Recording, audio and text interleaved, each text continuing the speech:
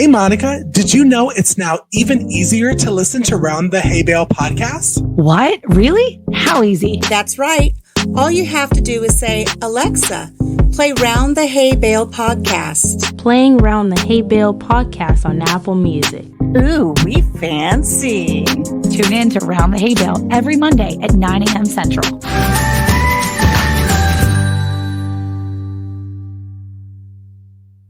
Round the Hay Bale is brought to you by... With gardening season in full bloom, Cayce certified organic products are just what your garden needs. From fertilizing your orchards to feeding your soil, Cayce's calcium-based fertilizer gives your plants the essential minerals they need to thrive. Applying Cayce to agricultural soils and waters has been proven to increase plant and crop yields while making vegetables and grains healthier and more nutritious. In addition, Cayce can help restore the nutrient balance in animals when they're fed plants grown using Cayce in both soil and water. To check out all of Cayce's organic products, visit cayce.com and use our promo code HAYBALE for 10% off of your purchase.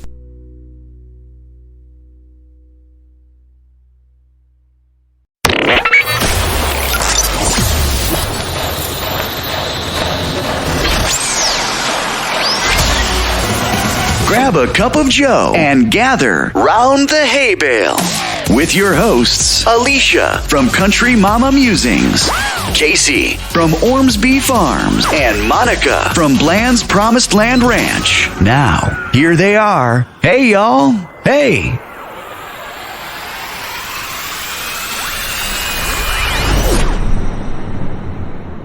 Hey, y'all. Hey, welcome back to Season 4 of Round the Hay Bale Unscripted.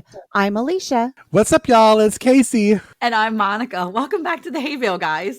So we're 10 seconds in and we're already messing things up. This is why we are unscripted, guys. You get it with all the flubs and everything. Sorry, Monica. Yeah. So, welcome back to the Hay Bale. This is definitely unscripted season. So I'm Monica, and today we are talking about pantry prepping. We're talking about prepping in general and just being prepared, because there is a special lady that we know that always wants you to be ready.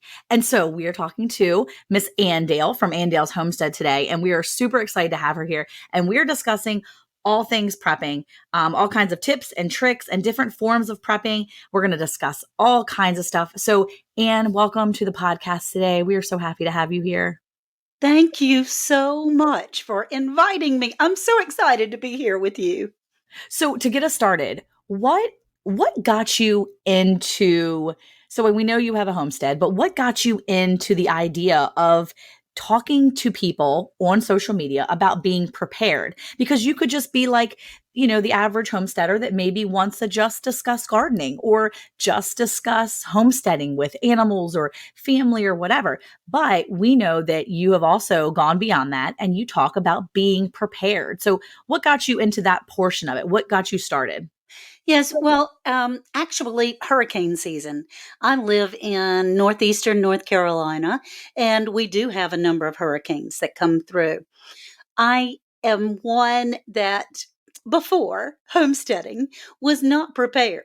If things happened and storms came and we lost our electricity or our water or something, I was usually caught with my pants down because I wasn't at the prepared stage. I didn't have things backed up. I didn't have a stack of batteries or a bunch of flashlights or things like that. So I thought that it would be really important. There's a whole generation of people out there that have never heard of things that you might already have around your home.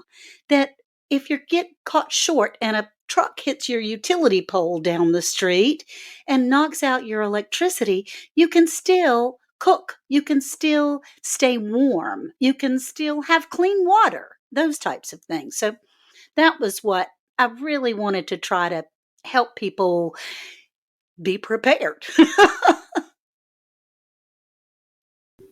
And unfortunately, you don't know what you need until you know what you need. Right. And, you find out through the worst of measures when you lose your power, when you lose your water, and then you're scrambling And it is a big wake up call to say, hey, I need to have things in place. But where do you start? What do you do?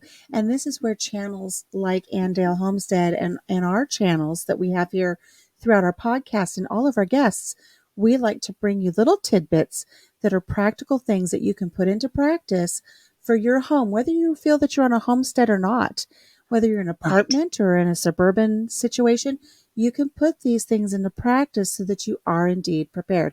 Cayce, you had something to say? I did. I wanted to add in because one thing about what you just said with all of our channels, and I mentioned this on my live tonight, and Dale, jump in with me, is when we talk about being prepared, we get, of course, all of the trolls that say, oh, you're fear mongers. Oh, you're just pushing for an off-grid situation. No, we're not saying that. Just as Miss Andale said, if a truck hits your utility pole, that's not necessarily an off-grid situation. That's not anything but a small accident. We're talking be prepared for hurricane season, tornadoes, snowstorms. This is something that you should have in the back of your mind. Wouldn't you say, Andale? I mean, if you want to elaborate more on that for That's those who say that. correct. I mean, I often go to babysit for my grandchildren several hours away. And when I'm at their home, I may reach for something that they don't have. And so it's a generation that I'm trying to share with them that, well, there was a time back in 2000 when Hurricane Isabel came through, taught me a lot because our area was pretty much wiped out. I mean, you couldn't see my home. The Lord had a little shield over top of my house. Not one tree fell on our home, but you couldn't see it from any direction all the way around. Trees had fallen and cars were smashed, and the utility poles were totally wiped out, and we didn't have any electricity for 3 weeks. We didn't have any water for 2 weeks. And when I say we, I mean our whole town. That includes the grocery store. The grocery store didn't have electricity. You couldn't go in there and use your credit card or your debit card. You had to have cash. And they were just running skeleton cash registers to be able to get things through.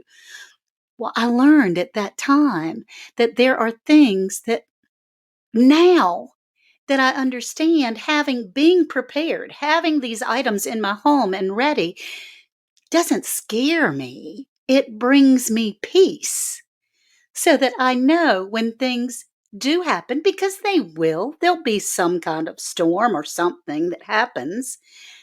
I don't have to worry about that because I'm already prepared. Well, that was one of the things that we had talked about briefly earlier too, Anne. And before all this started, you and I kind of talked on the side, and it made me think because I'm currently taking a course that talks about safety with those things that you might need to use in defensive situations. You have to have a license to carry them. And I'm taking that course and I'm looking into that. And one of the things that the instructor said was, look, you're going to have all kinds of scenarios. There's going to be all kinds of situations that you could you could potentially be in. And while it may take a little extra brain power to think of these circumstances, and most of the people will never, ever even need to be active in these circumstances. The point is that you should run some scenarios through your brain. If you're sitting in the middle of, if you're sitting in traffic and it stops all around you, run some scenarios in your brain. What would I do if there was a situation where I needed to be active and to be, instead of sit back and I just need to think about these situations? How would you respond? He said, having those responses already kind of formulated and practicing them through in your head will make you feel more calm if you ever have that situation occur. And I was Absolutely. like, oh my gosh, this is kind of what Ann and I were talking about just a little bit ago. And it was awesome because that's what I've always done with my family. That's what I've always done in the past when we lived in Maryland and we had hurricane season come in. Hurricane Isabel, I was actually in between babies. I didn't have a kid at the time. I had 2 kids at the time, but was working on the 3rd one and wasn't pregnant at the time. But I remember that. I remember it coming up the coast. I remember coming into Maryland, and I remember going to the grocery store and buying 2 cases of water. And Eric laughing at me going, it's not going to be that bad. What do you need water for? And I'm like, you know what? Buying these 2 cases of water just makes me feel a sense of peace that it's just me wanting to have it in case we need water for our 2 small children, because I That's had right. a 3-year-old and a 1-year-old. Mm-hmm. And in 2003, that's where my brain was. I need to know that I have a 3-year-old and a 1-year-old, and I have bottles of water, that if I need bottles of water for myself or my children, it's there. Eric, if you don't need bottles of water, fine, you don't need bottles of water, but I got it now. And so that was me doing that. And so you have to do that, run through those scenarios and make yourself that sense of peace. Really, it was something I really felt confident about once I did that. And that wasn't going to save me just water. I definitely needed more than that. But it was one of those things that I could do at the time. And that's what I kind of like felt like I knew to do. So running those scenarios through your head, doing those things, kind of playing them out made sense. So yeah, that was really cool that connection almost immediately happened after our conversation earlier. So Alicia, did you have something you wanted to add to that? I did, because recently we had a storm blow through here and we had power wipeout. And what was very, very calming for us was, okay, we have no power. We're having a terrible storm blow through right now. And what do we do? And we went right into that instant mode. We knew where all of our provisions were. We knew where our cooktop was. We knew where the butane or the propane was. We knew where our little lighters were. We knew that I had dehydrated food meals put away, that all I had to do was add some water. I had the little charged pump to pump water, because when we don't have power, we don't have water because we're on a well. We had everything that we did need for that situation, because we did not have power for several hours. So, we're talking and focusing on being prepared, but we really want to fine tune this, and we want to talk about the pantry. What is it that you want to have prepared in your pantry for situations like this? And I'm going to go unscripted, off the cuff, throw everybody underneath the proverbial bus and see where we go. I want to do a round robin. Oh, I this want to. sounds fun. We're going to do a round robin for everybody taking a turn, and we're going to go clockwise. For those of you who can't see our studio, we have a clockwise situation. So it will be me and Dale, then Monica, then Cayce. And I just want you to pick one thing that if I dropped you off at the store and said, what is the one thing you're going to buy to put in your pantry so that you are better prepared for a situation, what would it be? So Monica's thinking, I can see the smoke coming out of her ears, and Dale's got it. She knows. Cayce, I think he's going to have. Monica, I think she was a little scared, but I think we're going to be okay. I'm going to start. You tell me that we're going to be in a situation and there's one thing I need. One of the things I'm going to go grab is I'm going to go grab at least 6 to 12 evaporated milk. All of your dairy products are going to go off the shelf. So, for instance, if we look back to during the time of civil unrest we had a couple of years ago, where Anne put our little illness into the middle of it and everything was being wiped off the shelves, my children were going, Mom, there's nothing in the dairy section. There's nothing. I have no milk. I did, because I stock up on evaporated milk. I always have anywhere between 6 to 12 cans in my pantry, and it's shelf stable, and I can use it for my meals. I can use it for whatever I need. It is one of my go-tos. And what is a go-to for you playing this little round robin? What would you pick up at the store if I dropped you off at the front door and said, go get one thing? I would pick a large bag of rice.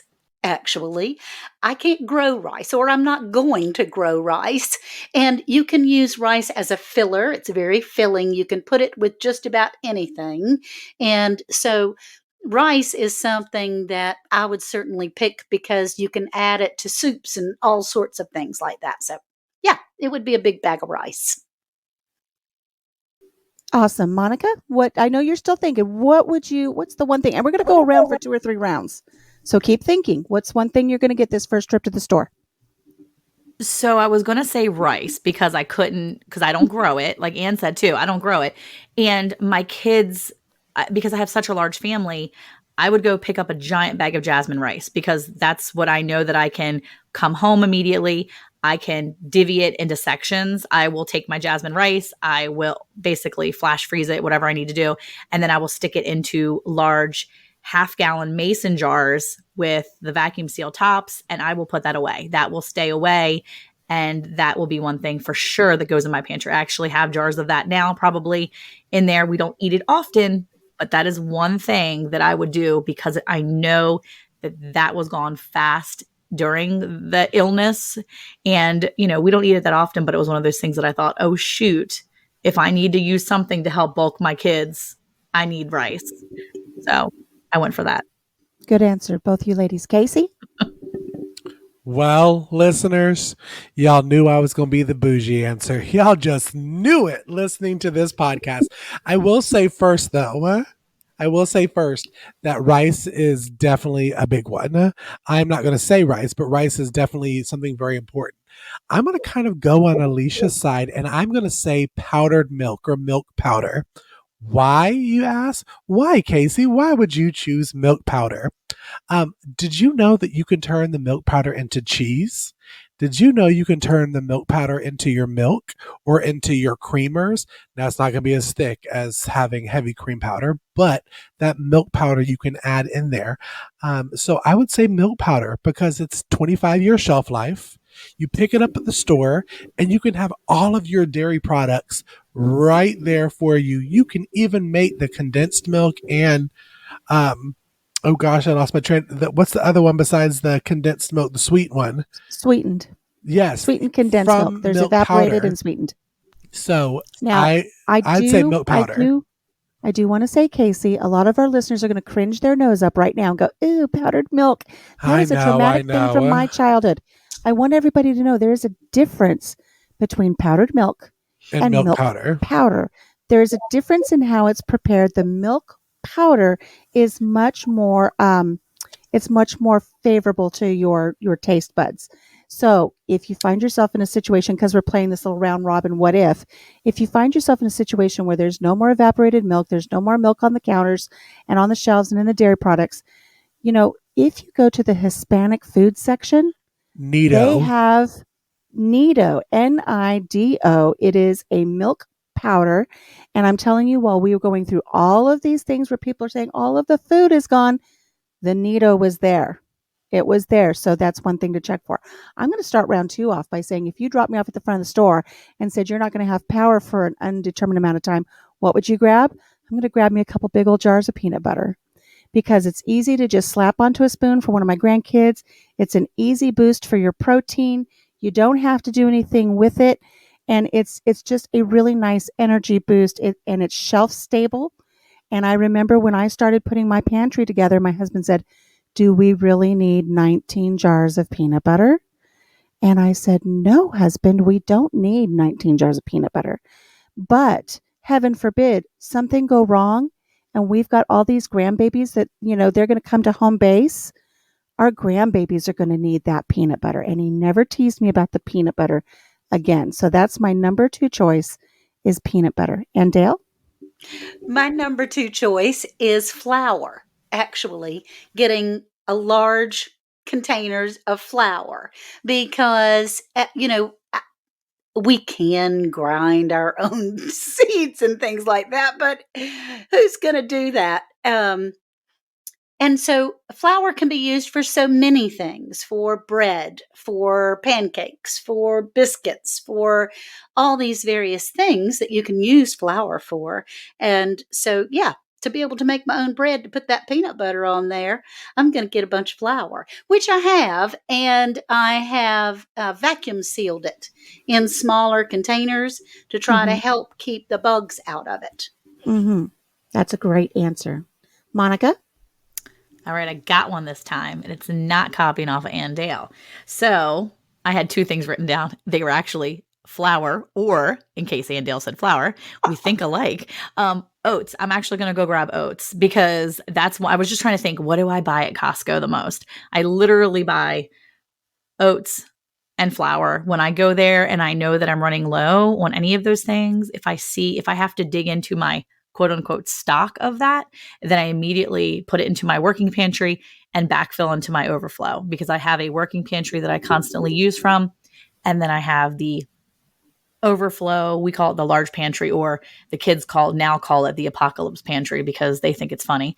And but that's my overflow. And if I have to pull from that overflow, I will. But with oats, you can use it for breakfast. You can use it for filler and different things, or you can even grind it down. If you have a grinder, you can grind it down. I grind mine in my Vitamix, but if we had no power for whatever reason, I would obviously not be able to use my Vitamix. But I do take my oats and make oat flour in it, because we don't really drink milk. We use other things, because you could even make oat milk out of it if you really wanted to. So oats would be definitely a go-to. We use that all the time. Plus, you can kill ants with oats, just so you know. Maybe I shouldn't say kill, but you can destroy an ant mound with oats. If you just take oats and simply sprinkle them down, the ants will take them to their colony, and they will basically Be implode. unalive. They Wow. definitely unalive themselves with the oats. It's a great way to eliminate that problem. I wanted to say, piggybacking off of Monica, if you find yourself in a situation where there's been a mad dash to the store and you're thinking, oh my gosh, Monica from Bland's Promised Land Ranch said I should get oats, and my shelves are empty, oh my gosh, run to your local feed store and get yourself a 50-pound bag of rolled oats. Just because it's animal food, just because it's your livestock feed, does not mean you cannot sustain yourself and feed your family. It's the same thing. Same thing goes get a better deal. Same thing goes for wheat sometimes too. If you're And really corn. looking, yes, if you really needed to get it and grind it down yourself, if you have a grinder that is a manual grinder, which would probably be something to good, just put in your stock if you find one at a yard sale or whatever. People are yard selling this time of year. Of course, not in Texas right now when it's like melting, but beyond that, usually people are doing it when it's, yard selling. Find those deals and grab yourself a hand grinder, a manual grinder.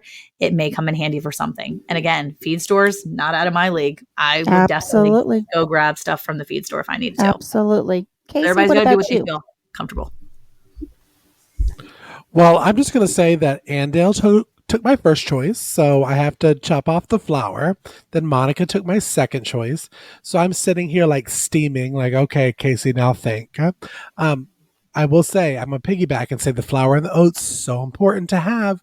Vacuum seal it, put it away in your 5-gallon buckets, that kind of stuff. But what I'm going to say is beans. I'm going to grab some beans, and I'm going to grab them because what most people don't know or don't care to know is that beans are a great source of protein. If you don't raise your own animals on your homestead, or you're not able to buy certain meats at the store, like our handy dandy vegetarian Alicia, you can get beans, and that can be your source of protein by either making it into black bean burgers or putting it into soups. So I would say I would get a big bag of beans. And we do. I buy the dried beans and I can them to have them ready on my shelf from the dry stage, so that when you're in the mood for black beans with Mexican night, because it's just wrong to have tacos without black beans. It just is. Don't judge me in the comments. But beans, I'm going to say beans since all my other ones were taken. That is a wonderful suggestion. And having said that, I will tell you something I saw firsthand. Again, when the shelves were emptying and we wanted to put some things in the pantry to get us through, all the beans were gone except for garbanzo beans. And I want everybody to start thinking about the things you can do with garbanzo beans are amazing. Don't overlook what you can do with garbanzo beans, because I think everything is perfectly done, whether you're decorating your home or whether you're putting together a flower arrangement. You always have to do things in odd numbers. We can't just stop with 2 rounds. One more round. Round number 3. What are you grabbing for your pantry? Because everybody's had excellent ideas. I'm going to say for my third pick, if I'm living next door to Andale and there is a hurricane coming and I know I'm going to be 3 weeks down and home base is it and this is where everybody's going to be, I don't know if I'm going to be able to make it to my solar oven. I don't know if I'm going to have sun to cook in my solar oven. What am I going to have for my family? I'm going to grab a case of Vienna sausages. Everybody have a collective gag and gag reflex, pretend to vomit right now, because not a lot of people like Vienna sausages. However, again, even though I'm a vegetarian, if I'm hungry and we don't have our food sources available to us, those little $1 cans of Vienna sausages are going to feed my grandbabies. They're going to be a quick protein boost for my husband as we're trying to clear to get out from whatever mess we're in. And I'll tell you right now, I have 2 cases of Vienna sausage in my pantry, knowing and praying that I never have to eat them, but they're there if I need them to sustain myself. So it's quick, it's easy, it's cheap, they're easy to store. I hear a lot from people that I'm trying to get them to understand they need to put things in the pantry. A lot of my friends are saying, I have no place to put that stuff. You can slide a case of Vienna sausage underneath your bed, no problem. So that's my third for round 3. And Dale, what's your next choice? If I were dropped off in front of the grocery store, I would get the largest bag of sugar that I could possibly get. I mean, you can use sugar for everything. I actually have quite a supply of honey here from our local farmers market. I don't raise bees myself, but sugar can be used with the flour to make some yummy cookies. We could do some various things like that. But because there's a lot of togetherness when you're not able to leave your home, and so sweets and some extravagant things to be able to just make you feel better is sugar. And so that's what I would get. And it's something that I can't grow. Right, exactly. Monica? So it was kind of mixed on what I wanted to get, but I'm thinking I'm going to go in that store and grab me a big old container of vinegar just in case I'm out at the house, because I was going to say something else just to mess with Cayce, and Cayce was going for the obvious of the opposite of her sugar. But I'm just saying, I'm going to say vinegar because you can use it for so many things. My mom has a recipe we call 3 whole cake, and it is an egg-free cake. And you use vinegar in this cake. It's a super simple cake, but it's a cake I grew up on. And again, I already got sugar, so I'm going to go ahead and go with some vinegar because you use that in that. Plus, you can use vinegar to clean. You can use vinegar to pickle.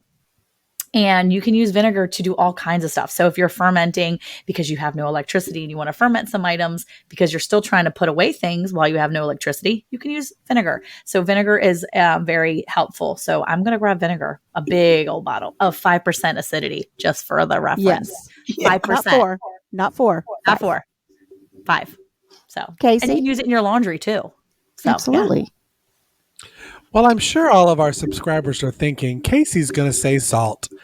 And I was going to, because Andale yet again took my third choice with the sugar. I was going to say salt just to mess with you, but I decided against it. But I said, I'm sitting here thinking, I said, okay, Cayce, focus, man up, focus. What are you going to get your third go round? And we have Andale on, so why not take some of her advice and get a couple jars of Crisco out of the baking section to not only have it if you want to, heaven forbid, cook with it, but you have it to make candles if you need electricity or heat. All of the women were just aghast when he said, heaven forbid you have to cook with it. It's a wonderful thing to cook with. I make cookies with the buttered flavored Crisco every year. That is the reason why fat bottom girls make the world go round. Okay, I'm just saying. Well, that's right. Yes, girl. That's exactly. Crisco is the reason I'm the size I am. So, but I did not know until I watched some of Miss Ann's amazing Instagram reels that it's so much more. You can use it for so much more. To heat, to cook, to light. So I would buy probably. Now, let me ask this. Are we putting all of this tab, what we're buying, on Alicia's tab? Because then, okay, just making sure, because I'll get about six tubs. This is all pretend you get however much you want, sweetie. Mama's buying this go round. Oh, wait. Now we're going to switch gears. We're still going to do round robin. I want to switch gears a little bit because I know that all 4 of us here have made great efforts at putting our long-term pantries together, making sure we've got our food stores. I want everybody to voice what is something that they have done for their long-term pantry that they are happy that most people might not think about. And the reason I want to bring this up, and I'm going to steal one of the answers, but it's not my answer, is we had a discussion about this in our Facebook group, and somebody said candy. And everybody's like, why would you have candy? I wouldn't have candy. That's the stupidest thing in the world. It's not. Ann Dale said they were without for 3 full weeks. That really plays on your psyche, on your emotional status. And if you're feeling a little down in the dumps because the world has literally come down around your ears, what's better than somebody taking out one of those little strawberry candies that your grandma used to have, or a Werther's hard caramel that your grandpa used to have? And it's an emotional boost. And that little bit of sugar, that little bit of emotional boost can really help you get through the day. And people start going, oh, I never thought of that. So, like I said, it's not my answer, but this is where I want you guys to think. I want you to think, what do you have in your long-term storage pantry that most people wouldn't think to have? And my answer is, even though I've got several, I'm going to go off of what Monica said earlier. I have 5-gallon buckets of coffee beans, not ground coffee, coffee beans. I have just massively upset Casey. If you could see what's happening in the studio right now, it's like the throwdown match is on. You get your coffee beans that have not been ground because they contain more of the natural oils. And in that same bucket, I have 2 buckets. Each bucket has 2 bags of coffee beans. One bucket has a manual hand grinder, so I can grind those beans, but I can also use it for other things like the corn and the oats we discussed earlier. In the other bucket, I have a French press. So I have a way to make my coffee without having to rely on a fire as far as percolating something on the stove. I can heat some water, put it in the French press. I have coffee. Monica is thinking hard. Her ears are turning red. She's thinking so hard. So I have those 2 buckets. And now what you need to know, though, is eventually, your coffee is going to stale up a little bit. So when I buy a new bag of coffee, I rotate my stock. I take a bag out of my long-term storage, put the new bag in, but I always have a minimum. I probably truly have 12 to 15 pounds of coffee stored right now, but I always have a minimum of 4 bags of the 2-pound bags. So that coffee is going to give you a wonderful boost if you're down and out for a few weeks. And again, we're talking about what you're going to have in your pantry to get you through some difficult times. We all know we can just run to the store and fill it when we need it. What about when you can't do that? And what is your thing that you are most proud of, something we have not discussed yet, that people might not think about that you've got in your pantry? Most proud of? Well, it's not unusual. I have a lot of jams and jellies, actually. I have a lot of jams and jellies, and that's just something that it's not something you absolutely have to have, but you can also cook with it. You can use it on desserts and on meats and even with fish. We have a creek in our backyard that we can fish out of, thank goodness. My husband and son are big hunters, and so we can cook our deer meat with some of the jelly, those types of things. So I guess that would be it. I'm thinking, yeah, jelly. I'll throw my hat over the fence on that All one. right. That's a valid answer. That's wonderful. Monica? Okay, so I have cookies in my pantry. So I have a problem. This is why I'm a big girl. So because my kids, OMG. okay, ready? So my kids like cookies. And when I found out that you can take store-bought cookies like an Oreo cookie or like a Chips Ahoy, okay? These are the brands that I have in my pantry right now. When I found out that you could put those into a mason jar, into a big, half-gallon size mason jar, and you can suction them and you can actually store them long-term, meaning like 9 months, and you can pop that seal and get a fresh cookie. Oh my word. It was a game changer. And it would work perfectly for me because there was a huge sale on Chips Ahoy and Oreo just about, I don't know, 6 months ago, maybe even before that. It was before some prices really started rocketing. And I bought a bunch of them. And my kids were like, look at all the cookies. Mom bought like 8 packages of cookies. And I was like, don't touch them. And I went through and I jarred up all these cookies.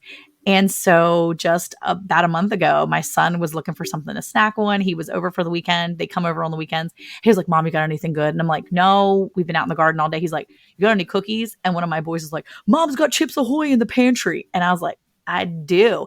They cracked open a jar. I have had cookies in there that were good 9 months. And you know, the specialty cookies that they only release sometimes, certain times of year, you know, those Oreos they only release at Christmas time or whatever it is. Yeah. I had them in there that were specialty and they cracked them jars open and they went to town. I am proud that I found out that you can store cookies That's a for great 9 months idea. at a time. I hadn't thought of that one. That's a See, great that's idea. awesome. And that's the whole point in these types of podcasts. And Monica, who can you are a bring- genius. She A is. It's a cookie wonderful ge- thing. Like that puts And a they're whole crispy. whole new thing to cookie exchange. So now I know when Monica comes to visit that before she walks through the front door of Ormsby Farm, I need to You want a see a jar? half-gallon jar of Christmas Oreos and the From mint the ones. previous year. Yes. And Cayce, you can take your Crisco with some confectioner sugar and make a little bit more of that yummy Oreo middle goodness that you can dip them in. See, Yum. Crisco is lovely yumness. Oh, Yum, really? yum, I didn't know yumminess. that. Don't threaten me with a good Yeah. time. So Well, I will say that the reason why I really started that too was because, you know, the Oreo thins, they weren't making them all the time. They were like limited edition. So I flipped out because I really liked them. And I was like, they're not going to be here. And then I was like, oh, I can jar these. Yeah. That's when I realized they would save for up to, I've opened cookies that were 9 months old and they were just as perfect as the day you pull that first strip of plastic. So I boom. learned something today. That There is you for go. See, and sure. that's what it's all about. Cayce, I know you had a meltdown here in the studio. Nobody could see it but us. But when I brought up coffee and I took your answer, I know you've got a replacement by now. What do you have that most people wouldn't anticipate you having in your pantry? I do. And, I'm glad that Monica said that because it made me change my answer because I didn't know about this vacuum sealing thing until probably about a year ago. Okay. And I learned it from Alicia. Me and Alicia did a live together on vacuum sealing meals in a jar. So I started doing it with a lot of stuff. I'm talking like when I would buy my milk powder, I would separate it into different quart jars because once you open that number 10 can, it does have a shelf life. So if you separate it and vacuum seal it, you're going to get a longevity of that powder. So mine is potato chips and dehydrated cucumber chips that I have vacuum sealed in my jars. I know I did something on my Instagram about the cucumber chips, but I'm a big boy and I love chips. We work so hard in the garden and we sweat and it's hot. And me, Anne, and Monica are all in the South. Alicia is in the North, so she doesn't understand our struggle with like 107. But we don't understand her -20. So I'll give you that. No, that's true. But when I sit down, sometimes I just want to munch on some sour cream and onion or salt and vinegar chips. But once you open that bag, you need to be a fat kid and eat it within 24 hours, or you've completely wasted that bag of chips. Right. So if you open it and you separate it into quart-sized jars, you have usually 3 quarts of your potato chips that you can open. I've done it with Doritos. I've done it with off-brand chips, and I dehydrated cucumber chips in vinegar and salt to make like a healthier option. So I would say chips in my pantry.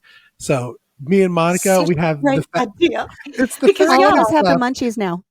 Yeah, absolutely. But I mean, I do have the grandchildren that come and visit, and they'll spend the weekend here.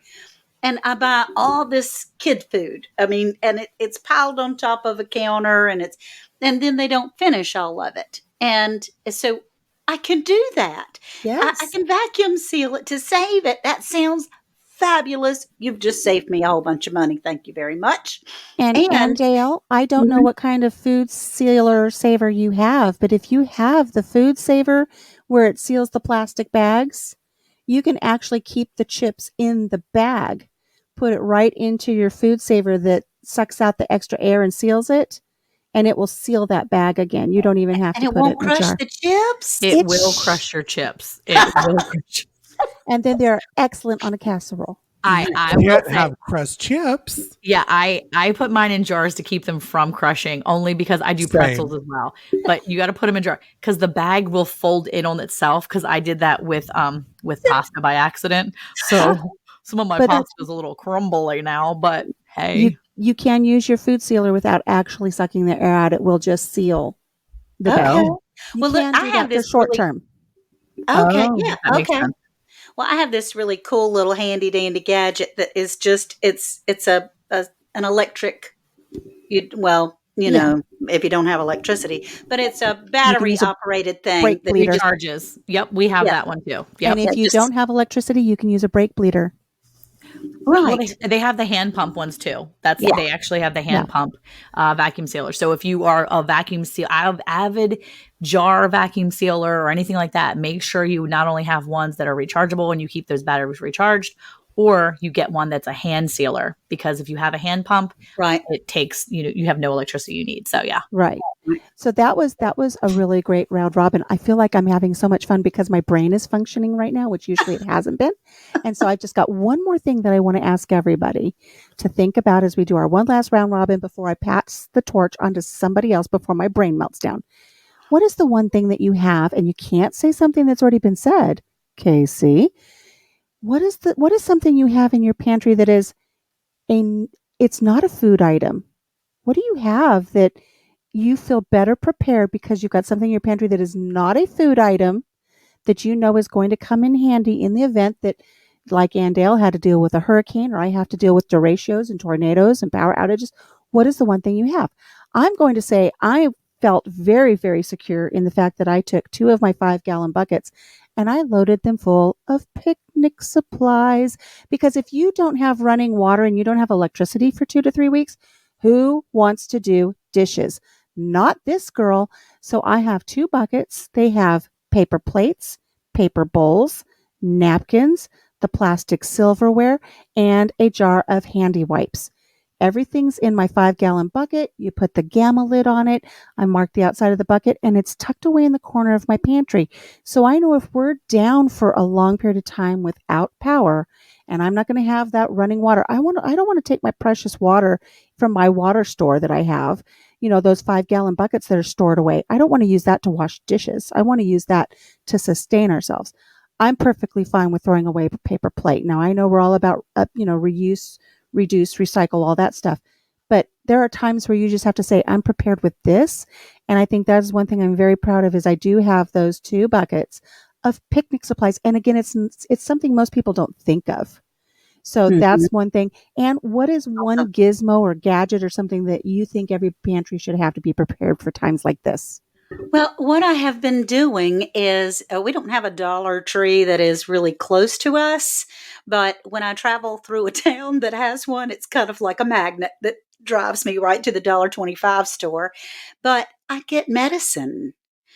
I've gotten a bunch of medicine, Tylenol, cold medication, allergy medication, first aid things, to be able to have several to choose from. So if someone gets injured, I've got bandages. If someone has a headache, I got some Tylenol, those kinds of things. But I just, it's just $1 here or $1 there, or maybe $5 total. But I do try to pick up extra medication, and I do have that in the pantry. That is excellent. That's an excellent thing that most people wouldn't think to have handy and readily available. Monica? okay. So my biggest fear from if we lose power, if something happens and we have to deal with grid down, it's never food because we do grow our own animals. So worst case scenario, we've got animals and then we could just take them out. So my concern is always, always water. And so water doesn't count as food in this case because I'm not saying we store water. We store water filters. I have made a very big priority for my family to have individual water filters as well as the tools necessary to make 2 of our own Berkeys. Now I have all the equipment. I just haven't had the boys do it yet because I want my boys to build them. I don't want Eric to do it. I want to do it with my two or three big boys, and I want them to be the assistants so that they know how to make it with me and that they can make it on their own if they ever need to. So, but I have all the filters needed. I know of a really great video to show you how to do that I have without cutting seen. the metal, without using tin snips. I have seen a really great video on that. Well, I have to say though, I have found a video too that I followed, but then I wanted to go a step further and I have the plastic food grade buckets to do it with. So I'm really excited to have the boys do that. But I do have water filters and I have enough for every person to have at least one personal filter. But we also have the supplies for a bigger family size stuff because I need to make sure that my children, my husband can drink the water that is there, that we have all the water catchment. We have a pond. And anytime that I say something about, being prepared like that, Eric's like, yeah, we got a pond down there. We got our tank down there, Monica. I'm not worried about it. I'm like, yeah, well, the cows poop on the pasture and the pasture runs off into the tank. So guess who's not drinking the tank water? That's me. So I need to make sure that if we are put in that position where we have to drink water that is needed, I have to have things to make it potable, right? Potable, what's it called? Potable. I have to make sure it's drinkable water for us. So I have the things. This Potable. is like your potash. I was about to say that. I liked that word. Potable. Potash. No, it's not palatable. It's potable water, like POT. Potable. Okay. Potable, right? Okay, like potable water means you can drink it, right? Or it's usable for either putting on your body or whatever. So yeah, I think that is my big thing is water and making sure we have the supplies to make sure it's clean, usable water for our family. Because it's one thing if you say, yeah, I got water stored up there, but if it's not usable, then you're out of luck. So that's my Great. item. And Great here's my little unpotable or non-potable water tip. When you're visiting Grandma at the cemetery, don't drink out of the hose that says non-potable water because it's all water reclaimed from the cemetery. Your child will begin very, very sick. Oh, Cayce, I just had to throw that out there. You should see everybody's face. I've never seen projectile vomiting like I did that day. Cayce, what is your non-food item that you are proud to have in your pantry that somebody wouldn't think of? Unscripted. Okay, so Poor Andale. I am so excited to say mine because me and Monica actually talked about this. I'm going to see in her face if she knows what I'm talking about. But here at Ormsby Farm, I will admit it. Hello, I'm Cayce. I'm a soda drinker. I love sodas. Now, I'm bougie, so I'm not always in the mood for a Coke or a cherry Coke or a Diet Coke. So I do SodaStream. SodaStream is a off-grid where you make your own sodas. So I get the CO2 tank, you put it in your machine, and you can make from syrup. They have all the different types of flavored syrups. And Dale, I will send you all the information you need, girl. Please, this is the best thing ever. I'm shocked here. Well, the crazy thing is, it's amazing. And you say I have saved almost $500 in a year from not buying the 12 pack or the 2 liter of soda because I make my own.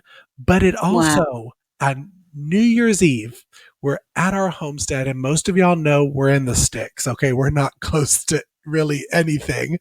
We poured some really cheap white wine into the SodaStream, and with 3 pushes, we had champagne to cheers on when the clock struck midnight.